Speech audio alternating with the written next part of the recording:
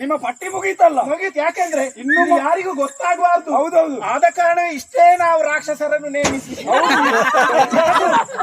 ಗೊತ್ತಾದ್ರೆ ಇನ್ನು ಜಾಸ್ತಿ ಬರ್ಲಿಕ್ಕೂ ಸಾಕು.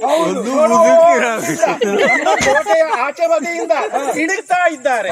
ಇನ್ನು ಮುಂದೆ ಏನಾಗ್ತದೆ? ಅದೇ ನನ್ನ ಈ ಕೋಟೆಗೆ ಭೂತ ಪ್ರೇತ ಪಿಶಾಚಿಗಳನ್ನೇ ದ್ವಾರಪಾಲಕರಾಗಿ ಮಾಡಿಸಿದ್ದೇನೆ. ಅಲ್ವೇ? ಯಾರು ಬರಬಾರ್ದು ಅಂತ. ಹೌದು.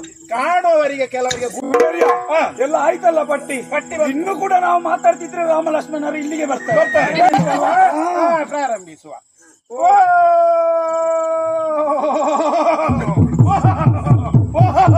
ಓಹೋ, ಮಾತ್ರ ಮಂತ್ರ ಇಲ್ವಾ? ಮಂತ್ರ ಅರ್ಥ ಆಗಬೇಕಾಗಿಲ್ಲ, ಬಾಯಿಯಿಂದ ಎಂಜಲು ಬೇಡ. ನೀನು ಶಿವ ದೇವಸ್ಥಾನದಲ್ಲಿ ಹೋಗಿ ಪೂಜೆ ಮಾಡ್ತೀಯ, ಓಂ ನಮ ಶಿವಾಯ ಇದನ್ನೇ 100 ಸಲ ಹೇಳು. ಸ್ವರ ಹೋದ್ರೆ ಸ್ವಲ್ಪ ಕಷಾಯ ಮಾಡಿ ಕುಡಿ.